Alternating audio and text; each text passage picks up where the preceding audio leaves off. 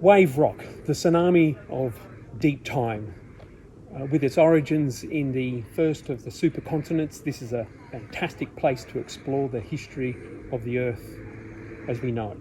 Starting way back, embryonic Earth, 4.6 billion years ago, sweeping over wave rock, the tsunami of deep time. We'll be looking at the major impacts that occurred throughout Earth's history that made Earth today. So starting all the way back to embryonic Earth, when it was formed out of the stardust of the cosmos and came together, became a planet that we know and love today.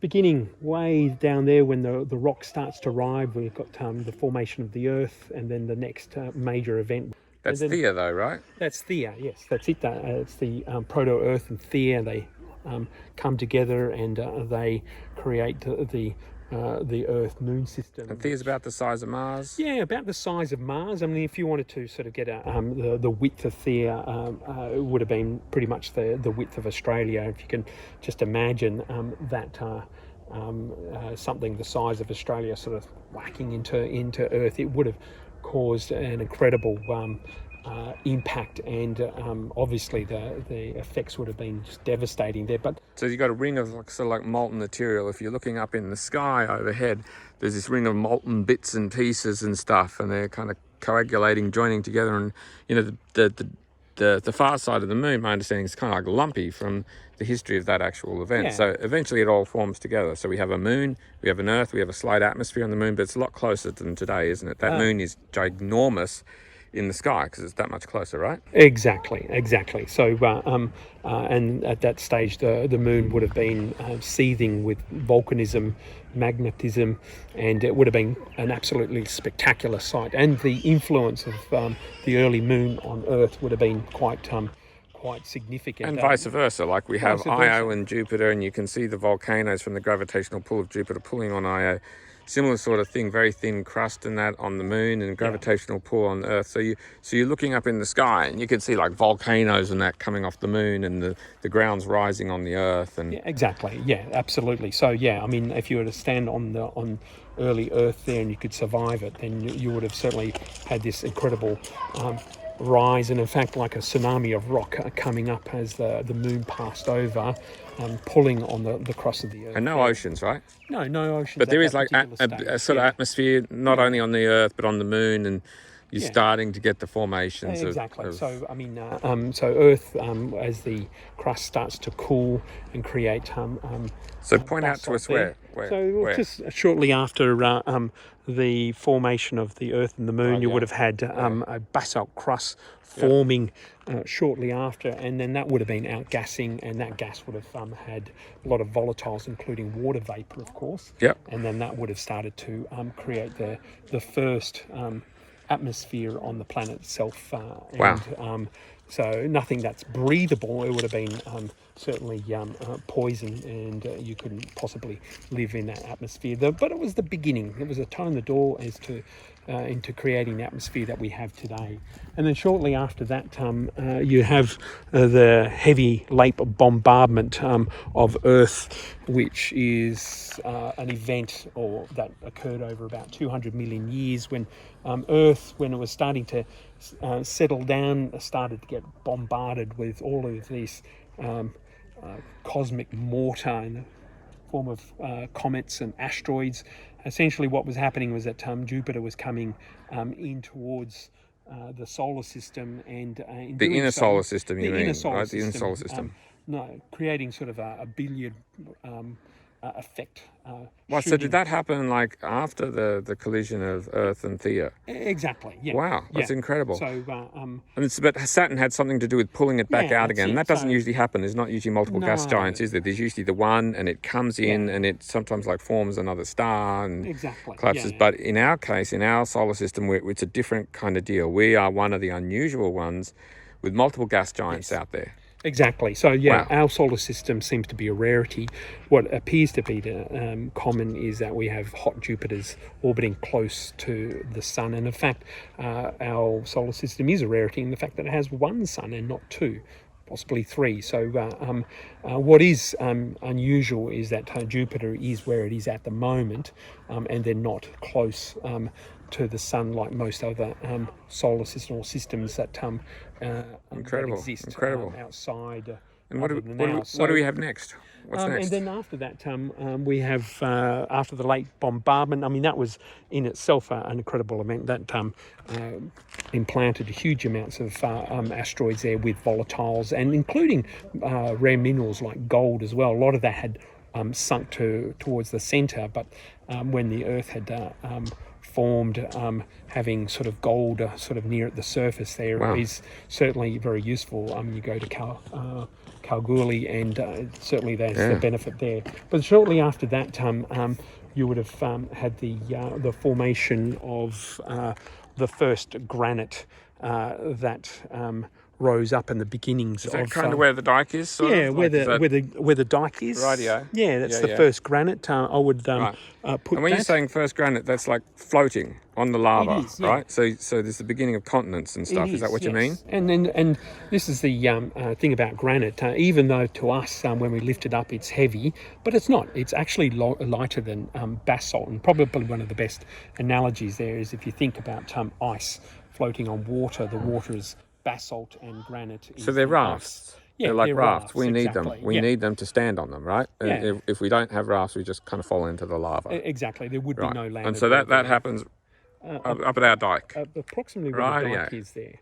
Wow. So, cool. And then shortly after that, or around that time there, we're certainly looking at the origins of life, a living Earth, the beginnings of... Luca. Yes, Luca, definitely. The intimations of life in its very, very basic form, geological... That's the common ancestor of all the living stuff now is Luca, right? Exactly, yeah. Geochemistry, simple geochemistry, moving into biological chemistry, and so that there's that transition. Rock begets life. Wow. So somehow replicators very simplistically become organic. Somehow. Yes, well, when, how exactly, we're still trying to tease out. It's hotly debated, but we're somewhere up there. At about that point where the dike is sweeping down. Wow. So it's almost like this dike is like the expansion of sort of biodiversity in the very early stages. Not just like later stages, but incredible. Yeah, incredible. That's the beginning of mineral evolution as well. Minerals become more and more complex as because it's got lots of different minerals, hey? Yes, compared to other planets and that. From what we're aware of, it's very mineral abundant. Exactly. Right? So yes, Earth is mineral rich.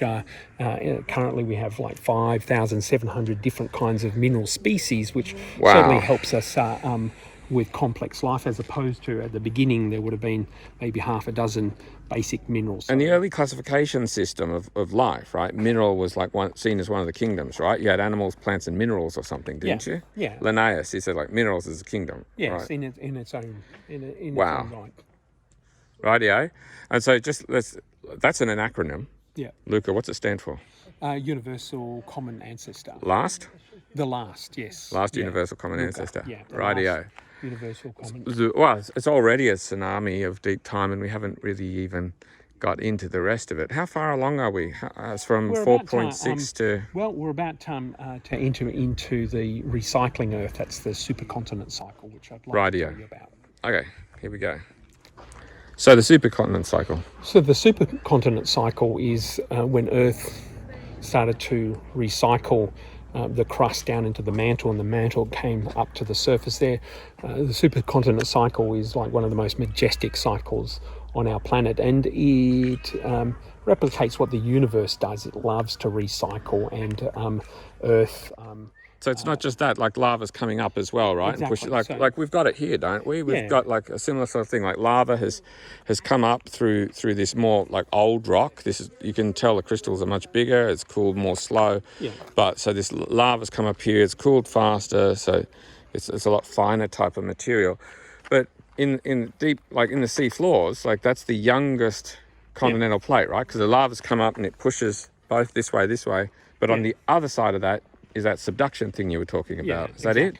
So with the Earth cooling down, the heat moving into space, it convects up and brings up the magma, and it then starts to, when it hits the surface, it then spreads out and becomes a conveyor belt, and then that material starts to move away as it gets pushed up, and it conveyor belts away.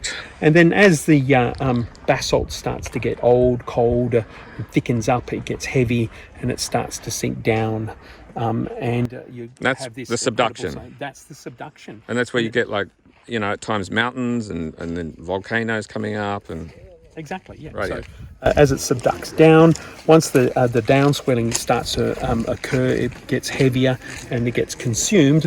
And just above that, because we've got floating granite there, it starts to grind against the land, and the interface between the basalt and the granite starts to create terrains and mountains in their own right. Himalayas. And well, yes, exactly. And it's all through Australia. You just can't see that many of them anymore because those mountains are eroded away. But the whole process is like nubs of what used to be ancient mountains there. So I mean, this place right here, right? I mean, it's like I've heard something like 4 times older or older than that than Uluru, but Uluru is formed by those Peterman mountain ranges, and those things are somewhere between the Rockies and the Himalayas in height. Like, they're really, really big mountains, and they're not even there. We've been in them, and there's nothing there anymore. Yeah. But this place, this granite way older, has its origins in the very first serious supercontinent that had existed on the planet about 2.5 billion years ago. Wow. And granite, just to explain, granite is basically recooked basalt, recooked, remelted, and then it becomes a different crystalline structure, and it becomes lighter, and it becomes granite that we have today. So what we have there is a granite that has its origins in the first serious supercontinent, and that's Kendalin, 2.6 billion years ago. Well, so where's Kendalin in this thing? Kendalin. Can you point it out here? Where is it? So Kendalin is pretty much in the middle here. So about here. So the onset of the supercontinent cycle would have been back there about 3.6. Yeah. But then when you're looking at about 2.6 billion years ago. That's Volva and things, but that's not really a supercontinent, is it? Like, no. Kendalin's sort of like the first, right?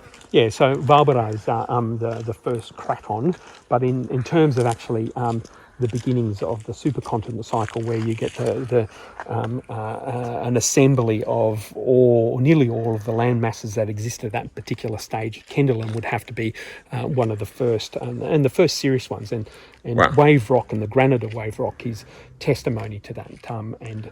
So this is interesting in itself, that wave rock is still here even after 4 supercontinent cycles. And Earth is pretty brutal and relentless, and it can crush any rock and eliminate mountains, but then wave rock is still here and gives us a sense of what Earth can do when you give it 2.5 billion years of time and 4 and by that, neither cycles. You or I mean the actual wave rock formation, which we're going to get to right at the end of this. We're talking about the Haydn rock, the rock. Exactly. We're talking about the Yilgarn craton. Exactly. And this Haydn rock thing is just a bit that's sticking out of this material. And there's lots of these bits that stick out like mountains stick out of clouds. Exactly. So exactly. Super old. Okay, so that's Kendalin. So it's the you're not going to say Nuna next? It breaks apart, and then what happens next? Well, exactly. So from the supercontinent cycle, we have probably one of the most important stages in Earth history, and that's photosynthesis and the Great Oxygenation Event. Where's that happen? That happens approximately pretty much as Kendalin is breaking up, about 2.4 to 2.2 billion years ago. Certainly it is underway. I mean, the Great Oxygenation Event and the formation of the banded iron formations that we have so much of here in Western Australia would have just continued all the way through to about 1.5 billion It's got years a cool ago. name, that Great Oxygenation Event, but that is like super epic in itself, isn't it? Exactly. That is the banded iron formations that we know about in Western Australia and all of that stuff, right? Yeah. And so it's this ongoing process of life recovering, and then life doing itself in, and then life recovering, and then poisoning itself through the process of creating oxygen as life comes up from the deeper sea smokers and learns how to like eat sunlight and stuff, right? Yeah, exactly. So the early life was depending on geochemical energy, but then the umbilical cord broke when it learned how to feed from the sun as it moved up from the depth, and was able to actually get a view of the sun and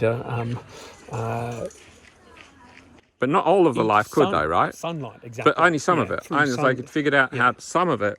Figured out, and the point being that the byproduct of this was oxygen, and oxygen was poisonous to most of the microbes. Yeah, but anoxic life, yes, it was. And that's the banded iron formations, right? You've got the rusting events, right? And you've got these periods where it's done itself in, and it's the normal process of just sediment as usual. And then great rusting events as this is massive amounts of oxygen in the ocean, and it goes on and on and on, and now we've turned it into a way of generating money by digging this stuff up. Exactly. In Western Australia. The iron ore deposits of Western Australia owes much to photosynthesis and the great oxygenation. Which is somewhere in here. Yeah, so all that iron ore used to be basically iron-rich ocean. Oxygen oxidized it and precipitated down and created those layers over millions of years to create the banded iron formations that we have in Western Australia. So in doing so, it changed the chemistry of the atmosphere and the ocean irreversibly. So things started to really change, and eventually we had, as a byproduct of the great oxygenation and photosynthesis, of course, we have oxygen. Not a lot, not to so what's happened to the sky? To the sky, it's starting to clear away now.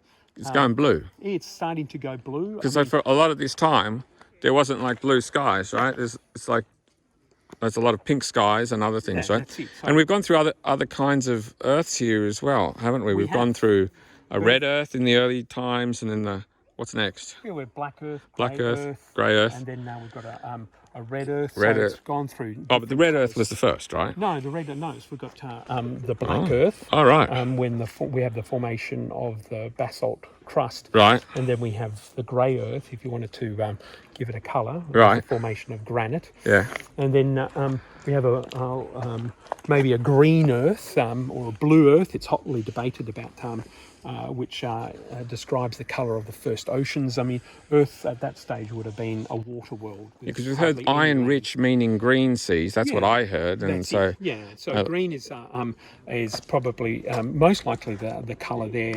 And then pulling the iron out, rusting it down into the bottoms of the ocean, and then through that process of the sky turning blue, went from pinks to purples, to getting rid of the methane, more oxygen in the atmosphere. Our blue skies are made by life. So that's done through photosynthesis and releasing oxygen, which refracts the blue and gives us what we have today. So, and yes, the atmosphere is clearing up. But something else is coming out of all of that. We're heading into white Earth, aren't we? We are. Here we go. This is the big one. Another supercontinent? It is. Rodinia? Well, we've got Nuna before. Nuna. Nuna. Where's Nuna? Nuna is I'll put Nuna about here. Right, and that's like a big kind of pair supercontinent. Now, Earth is getting really good at recycling, like most of us. We need to practice, and then Earth is recycling, and of course the land mass is getting much bigger. And during the time of Nuna, if you're seeing Earth from space, it would have been lopsided. One side of it would have been a big swathe of brown, and then on the other side would have been an even more immense super ocean. Wow. So Earth would have been certainly lopsided and looking very, very interesting. Now, I suppose in a way, if you have a look at the Pacific from one point of view, you would say, oh, that's a water world, but not seeing that there's land on the other side there. So Nuna was pretty much the beginning of the formation of the core of Australia, between Pilbara and the Yilgarn coming together and creating the first third of Australia, and that was during Nuna about 1.7 to 1.6 billion years ago. So that was an interesting time as well. But it also was the onset of a becalmed, boring, barren Earth where not much happened, or not much that was apparent when we look at it initially, we look at it and going, nothing much to see here. But when we have a close look at it, we see there were very subtle differences that were slowly transpiring through about 1 billion years of apparent hiatus of nothing happening, and that began with Nuna through to the end of the next supercontinent. Show me where Rodinia is. That's Rodinia, the next one, we're right? starting to move down now. Rodinia is the next supercontinent there. Nuna loosened up. It didn't break up like we're experiencing today. It loosened up and then reconvened and re-emerged to become Rodinia that we have. And that comes with Snowball Earth, right? Yeah, it comes for with some Snowball reason. Earth. Yeah. It all freezes over the biggest ice age we've ever known. It goes all the way to the equator. Maybe that even happened twice. It's like I've heard this sort of maybe three times. And it gets like, so we find, the reason we know this is we find places like the Flinders Ranges, which was near the equator at the time. It's got drop stones in it, and drop stones come from icebergs and stuff, right? Exactly. And if you've got drop stones at the equator at the time, that means the whole thing was covered in ice. Yeah. And so, I mean, that's epic, but something is happening under the ice, or evolution is selecting for stuff in some strange way. Something's going on. Yes. Because when that ice melts away from all of the volcanoes and the rest of it, something else happens, doesn't it? Something else comes out. That's the onset of life as we know it starts to become animated. You have multicellularity, you've got the eukaryotic cell, sexual reproduction has been invented. You have all the main tools for life to come exploding out literally from the ground, and in incredible events, starting with the Ediacaran, with soft-bodied animals. Can you point out the Ediacaran? Yeah, we're looking at the Ediacaran. Oh, we jumped quite a bit. So Rodinia goes quite a long time. Are you're saying the Ediacaran is... The Ediacaran, we're looking at just around where that exfoliation of the granite just is occurring here, and I would imagine that is a good analogy for the Ediacaran. Let's walk up to it. Really, this far up? Yeah, this far up. It is quite mind-blowing that it's taken this long to set the preconditions for the explosion of complex life as we know it. Wow. We're looking at almost 4 billion years of setting what is required to allow visible life to come up and become macroscopic and have a real impact on the Earth itself. So yes, 4 billion years, it's taken a long time, but that was required to set the chemical stage for life to explode, literally, and certainly with the Cambrian And we're explosion. talking about eyes, right? We are. Heat-sensitive cells evolving, light-sensitive cells, and then you're starting to get interesting body plans that have got like a front and a back and stuff, right? Yeah, a mouth, an anus, a spine, a cortex. This is the body plan that we are all familiar with, and the beginnings of a brain, really, and being able to see, not only just smell and touch, but be able to see and respond to our environment. And of course, that provides seriously good information there, and allows the intensification of predation. And when you have predation, you need defense, and then you have the onset of hard biomineralized shells. And so beyond the Cambrian boundary, so we have the Cambrian period, and at that time, Australia is still sort of up north, but and then there's the after that there's the Ordovician, right? Yes, absolutely. The Ordovician is when Australia finally had. Can you point that out? Where are we? The Ordovician is just after the moving approximately here. You could probably pinpoint the Ordovician at about this stage here, right, of wave rock. And so there's a sea through Central Australia at this time. Yes. The Larapinta Seaway, I believe. Yeah, that's it, and those are ornithocones, right? They're the size of semi-trailer trucks, right? Those giant cephalopods. Just so amazing. And you've got a mountain range rising up then, don't you? Yes, absolutely. Central Australia would have had a massive mountain range rising up as it was coming down into the southern hemisphere and jostling around. You had the breakup of Rodinia, but then you had the convergence of Gondwana, and with that you would have had some huge mountain And that's ranges. the Petermans as well, right? The Petermans, and that's sort of on the Cambrian boundary thing, and that the sediments from the Petermans, they wash down and they create the sediments for Uluru, right? Yeah, exactly. So that's what we're saying. Like, so you mentioned the formation of this rock in Kendall Land, like way back there, and so the formation of the Uluru rock is just over here. It's like nothing. Just to point it out, you've got Kendallen, then you have Nuna, then you have Rodinia, and then you have the breakup of Rodinia, the Ediacaran, and then about around this part, around the Ediacaran, you're having the formation of Gondwana, which is one of the main pieces that will eventually go into Pangaea. Right, Pangaea. Right, the next supercontinent. The first one to be forested, right? Pretty much. And so that's like the periods of time before that. Like you got to Ordovician, you had Silurian, and that's where life comes onto land. Pretty much. Very important. Yeah, absolutely. So that's around this part here. We're marking that time in our planet's history, and this swathe over here, these beautiful lines, white lines there, will probably mark very accurately on the tsunami of deep time where Pangaea would have occurred. So only in recent history, in reality, and that would have been the first green continent, emerald continent. So Devonian is where the tetrapods come onto land, like our ancestors, like they walk onto land, right? Absolutely. And there's like giant fungus things at the time, like big tree fungus things. So you got the forested fungus. Yeah. That's just so amazing. And then of course, by now you've got the insects are flying. They've figured out how to do that. Yes. And so then after that you've got Carboniferous, the giant forests of the Carboniferous, and the insects by this time like eagle-sized dragonflies and that. Absolutely. So wow. And that's about what, here somewhere? Yeah. So we're looking at about this stage here. Wow. Going into the formation of Pangaea. Pangaea, you probably pinpoint the maximum. So a lot of fossil fuels come from this time, right? Exactly. So first supercontinent to be forested. Wow. Yeah, the coal seams of Australia basically comes from Pangaea. They're Pangean in origin, absolutely. And so after Carboniferous, the Permian, the Permian, the Great Diamond, probably pretty much. The glaciers around here melt. Yes. The glaciers. So the glaciers melt 250 million years ago or so.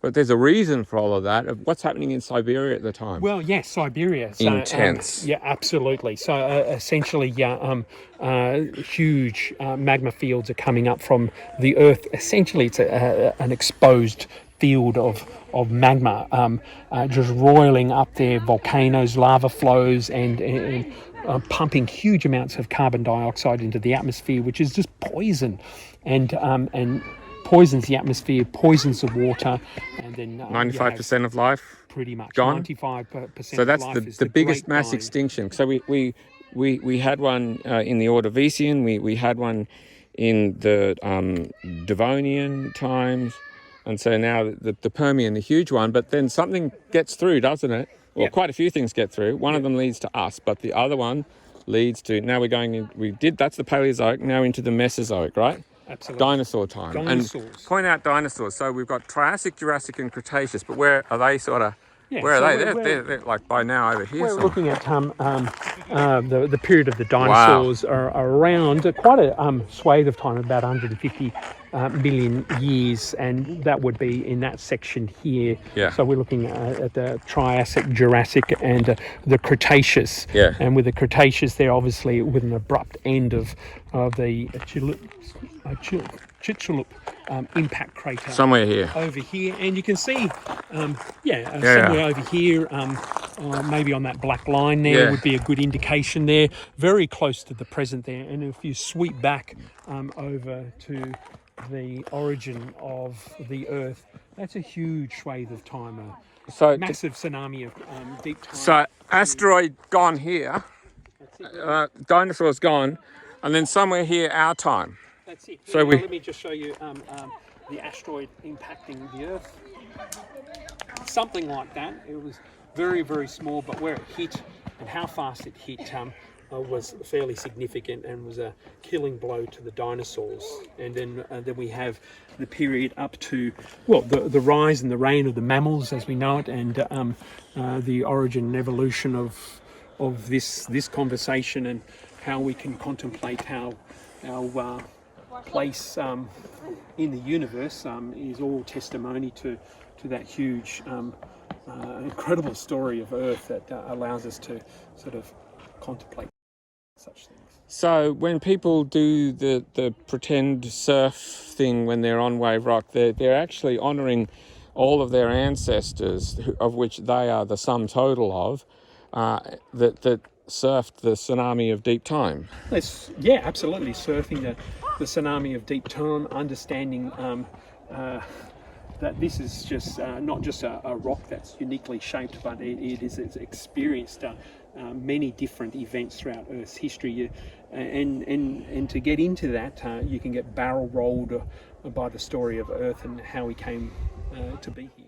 Wow, that's just extraordinary. So, and the wave shape itself, this is from the top about 15 million years ago down to here, like that is formed in about the last 15, but the rock itself, this material, has been all around the world. Yeah, absolutely. So, I mean, we look at rocks and we think they're static and they don't move, but they're in fact over deep time fluidizes geology. And if you were to see it in fast motion, you'd actually see that rocks are quite lively, interesting, and quite dynamic, and they have an incredible story to tell there. I mean, so this wave-like formation of Wave Rock here gives you some idea that there is a liveliness to, even though it appears in a short moment to just stand still, but over the longer period, over deep time, it has quite a dynamic story to tell. That is extraordinary.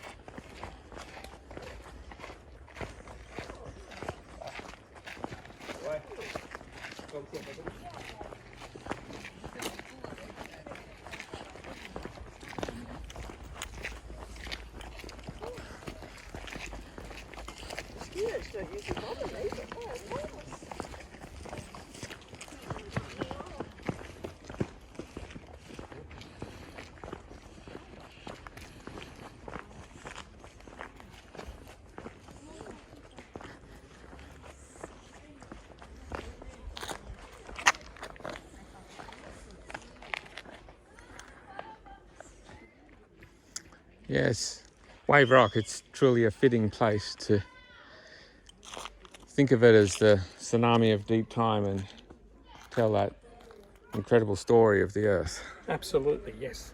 Wave Rock, a tsunami of deep time, the origins of the supercontinent cycle. It's a great place to learn about the history of Earth, the sweep of time from its origins all the way through to the present. And that's how you can experience Wave Rock through deep time. Imagine it as a tsunami just coming over you and barrel rolling you with this incredible narrative of how we came here to be today. Think about such things. What's so amazing is that it's only half over. Everything that we've discussed, if you took it and you compressed it down to only half of this, up to this V point here, which is sort of in the middle, then we're orbiting a middle-aged star. We've got like another 5 or so billion, or whatever it is, 7 billion left, right? Absolutely. So there's a lot more to go. We're only half done with our story. We've got another 5 billion years to go. I mean, in the next maybe 100 years, that's going to be fairly telling about if we can manage the climate crisis at the moment, and if we can keep that under control. I'm pretty confident that we are, but when we get to that point and past it, and we have the technology and the know-how and the maturity to handle that, I think we would be set for to accept all the other challenges that will come through the future deep time there. Obviously, we'd have to think about the Earth cooling down slowly and the tectonic plates becoming seized up, and as soon as that happens, the machinery of the Earth, the actual cycling of Earth, which underpins all the other cycles in the planet, will also slow down, and life will become increasingly more difficult. And that's definitely when we need to start looking beyond Earth. But we've still got planets. another supercontinent coming, right? Absolutely. India's already begun the process. Yeah. India has collided in, and it's formed the Himalayas. It's a mountain range. Australia's going to do the same thing to Southeast Asia. Yeah. Africa's turning, as you've said to me before, out at Alice Springs. It's turning the Mediterranean Sea into the Mediterranean mountains. The supercontinent of Amasia is coming. It's as amazing, or even more, in fact, much more amazing than the modern technologies that grace us with such intriguing sounds. Yes, absolutely. So yeah, Amasia. That's the and next. It's amazing. Yeah, and it's spectacular. amazing, and it's spectacular. I mean, and it's coming. India's all sort of given us a prelude of what we can expect. India has created the Himalayas. I mean, if you think about that going around the edge of present there, you can imagine. Australia, doing the same thing, right? Yeah, exactly. So Central Australia and all that stuff with mountains to the north and there's pivots around. It's going to be like the big delta thing and the big floodplains. And here's Asia up here, here's China, here's sort of Malaysia down here. Australia is currently moving at about 7 centimetres per year in the northeast, but as soon as it starts to hit Indonesia along here, it's going to start to create friction, and then it's going to start to swivel and then sideswipe into Japan and careen into Vietnam and into China, and in doing so it'll create its own Himalaya-like mountains there, and we can expect that to occur in about 70 to 80 million years from now, and then within about 120 million years we're going to have these epic mountains here, and then the Himalayas will have slowly eroded down, and they'll be just like nubs and just a scar of the Mediterranean bones. Sea, that Mediterranean Sea, it's another mountain range, right? Here's India there, and if you move around the planet here, Africa at the moment there is crashing into Europe there, and we can see that already. You've got the European Alps over here, and in fact the Matterhorn is African gneiss. It's already sort of crashed here and exported some of the gneiss from Africa into Europe, but that's again is just a prelude, an hors d'oeuvre of what will come when Africa will eventually crash into Europe and create mighty mountains here. So that would be occurring within about 30, maybe 40 million years. So that would be the next epic mountain range to come on Earth.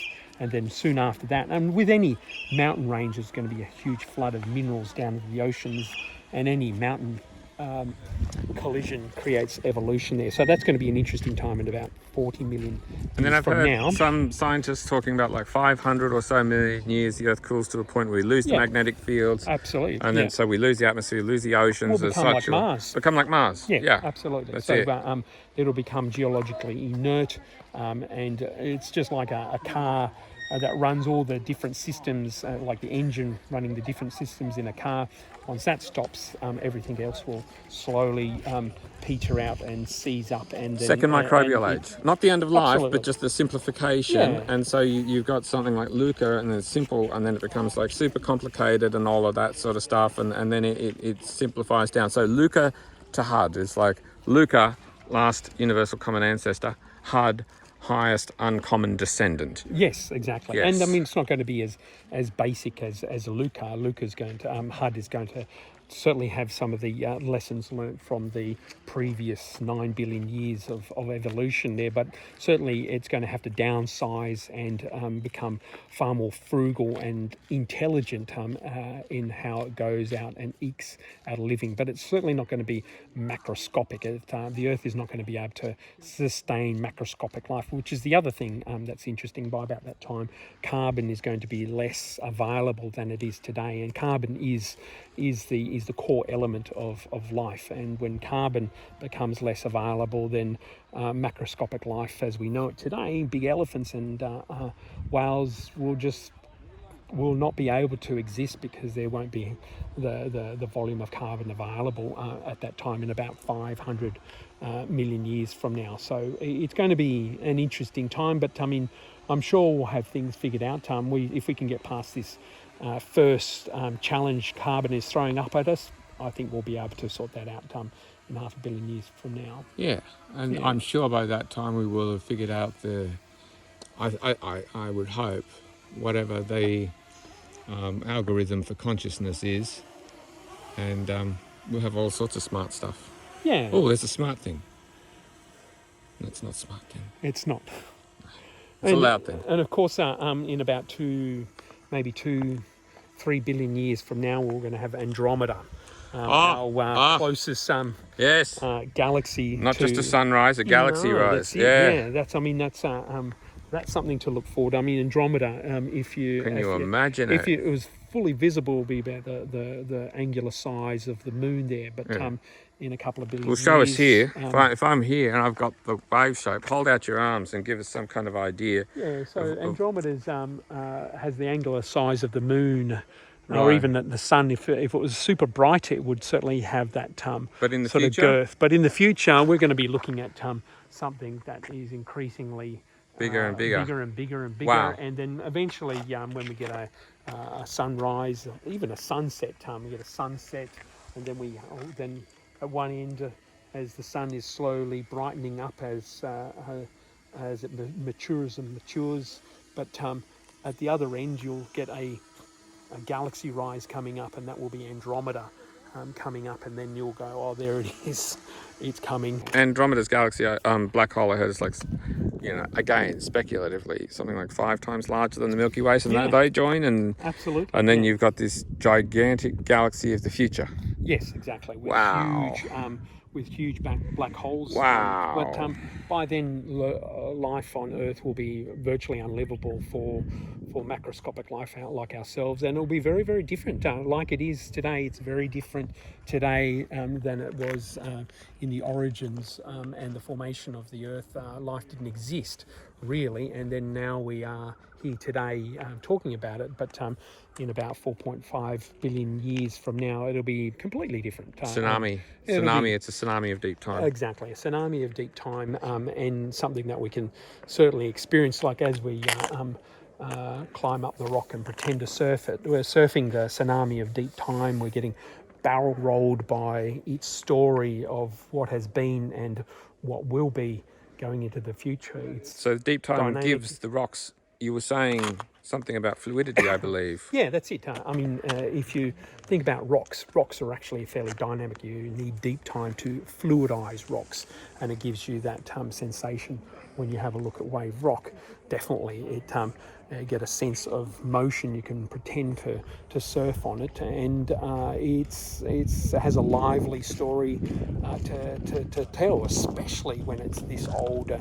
And when you look at it and touch it, you're touching 2.5 billion years of incredible history, and surely wave rock will be here for another 2.5 billion years in some different form going forward. Not the wave shape itself, but the actual rock. It's just solid, resistant stuff to time in many ways. So. Yeah, well, I mean, you Incredible. can see behind you as the granite slowly weathers down. You've got all that sand over there, and it's going on to its next story, its next geological story. Potentially another wave down there too, isn't there? Yeah. Like down there's potentially another wave. Exactly. Incredible. And it'll eventually turn to soil. You can see the trees around you enjoying the soil. That's the incredible thing, isn't it? All the different types of biota of life that have come and gone. Yeah. In fact, the whole history of life itself has come and gone through the existence of this. Yeah, exactly. Material. I mean, this is just this profile from rock to life. Rock begets life, and then life begets rock. When you have a look at the banded iron formations there, that life has created the oxygen that dissolve the iron out of the oceans to create the banded iron formations that we have here in Western Australia, and gives us the wealth to enjoy life and to go on holidays and enjoy places like Wave Rock. Incredible. A true tsunami of deep time. Absolutely a tsunami of deep time. And that's when I come here to Wave Rock, I consider the story of Earth through as a tsunami of deep time. Amazing.